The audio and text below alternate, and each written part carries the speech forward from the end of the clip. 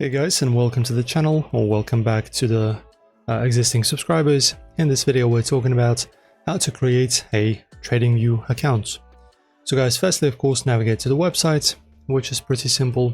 And now guys, you can either choose and click on this get started for free button, or right over here on the top right. So press on it, and guys now just simply click on sign up. And guys, you have various ways of signing up. You can use your other services like Facebook, X, what is this? Oh, Yahoo, Apple, and LinkedIn. So in my case, I will just sign up with by using my Google account. Okay, I think this is done. All right, and now guys, just type in your username. Also, you can choose whether to receive or not to receive the marketing email, and just agree to the terms of service. Press on next.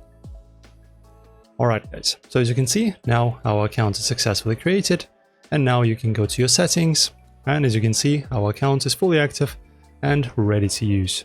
So guys, pretty simple and straightforward. If you enjoyed the video, if it was helpful, make sure to support us with a huge thumbs up, a subscription, and a comment. See you soon.